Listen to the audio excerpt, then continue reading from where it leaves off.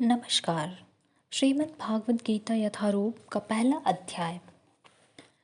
कुरुक्षेत्र के युद्ध स्थल में सैन्य निरीक्षण। धृतराष्ट्र उवाच। धर्मक्षेत्रे कुरुक्षेत्रे समवेता युयुत्सवः मामकाः पांडवाश्चैव किम कुर्वतः संजय।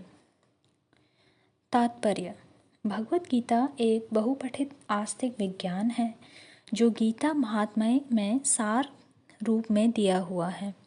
इसमें यह उल्लेख है कि मनुष्य को चाहिए कि वह श्री कृष्ण के भक्त की सहायता से संवेक्षण करते हुए भागवत गीता का अध्ययन करे और स्वार्थ प्रेरित व्याख्याओं के बिना उसे समझने का प्रयास करे।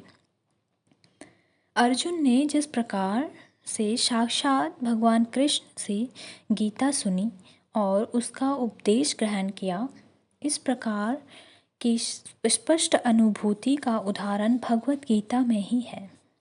यदि उसी गुरु परंपरा से निजी स्वार्थ से प्रेरित हुए बिना किसी को भगवत गीता समझने का सौभाग्य प्राप्त हो, तो वह समस्त वैदिक ज्ञान तथा विश्व के समस्त शास्त्रों के अध्ययन को पीछे छोड़ देता है। पाठक को भागवत गीता में न केवल अन्य शास्त्रों की सारी बातें मिलेंगी, अपितु ऐसी बातें भी मिलेंगी जो अन्यत्र कहीं उपलब्ध नहीं हैं। यही गीता का विशिष्ट मानदंड है। स्वयं भगवान श्री कृष्ण द्वारा साक्षात उच्चारित होने के कारण यह पूर्ण आस्तिक विज्ञान है। महाभारत में वर्णित धृतराष्ट्र तथा संजय की वार्ताएं इस महान दर्शन के मूल सिद्धांत का कार्य करती है। माना जाता है कि इस दर्शन की प्रस्तुति कुरुक्षेत्र के युद्ध स्थल में हुई, जो वैदिक युग से पवित्र तीर्थस्थल रहा है। इस प्रवचन भगवान द्वारा मानव जाति के पथ प्रदर्शन हेतु तब किया गया जब वे इस लोक में स्वयं उपस्थित थे। धर्म क्षेत्र शब्द सार्थक है क्योंकि कुरुक्षेत्र के युद्ध स्थल में अर्जुन के पक्ष में श्री भगवान स्वयं उपस्थित थे। कौरवों का पिता धृतराष्ट्र अपने पुत्रों की विजय की संभावना के विषय में अत्यधिक संदिग्ध था। अतः इसी संदेह के कारण उसने अपने सचिव से पूछा। उन्होंने क्या किया? वह आश्वस्त था कि उसके पुत्र तथा उसके छोटे भाई पांडु के पुत्र कुरुक्षेत्र की युद्ध भूमि में निर्णयात्मक संग्राम के लिए एकत्र हुए हैं। फिर भी उसकी जिज्ञासा सार्थक है। वह नहीं चाहता था कि भाइयों में कोई समझौता हो। अतः वह युद्ध भूमि में अपने पुत्रों की नियति के विषय में आश्वस्त होना चाह रहा था।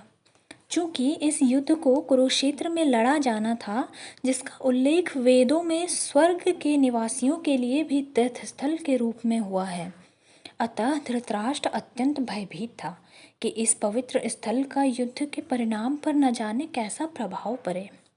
उसे भली भांति ज्ञात था कि वह इसका प्रभाव अर्जुन तथा पांडु के अन्य पुत्रों पर अत्यंत अनुकूल पड़ेगा, क्योंकि स्वभाव से वे सभी पुण्यात्मा थे।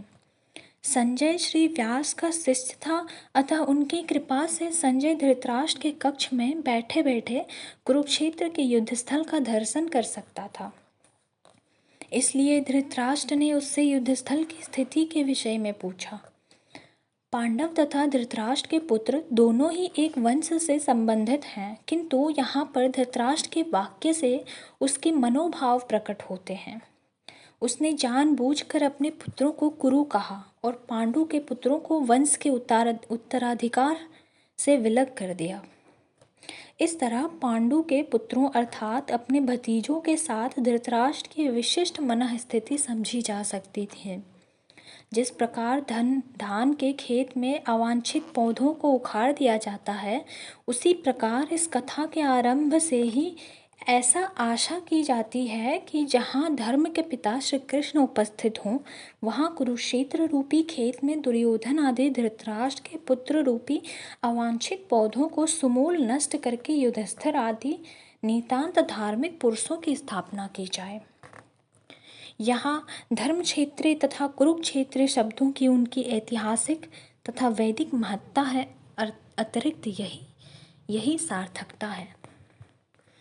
इस प्रकार भागवत गीता के पहले अध्याय का पहला श्लोक पूर्ण हुआ। धन्यवाद।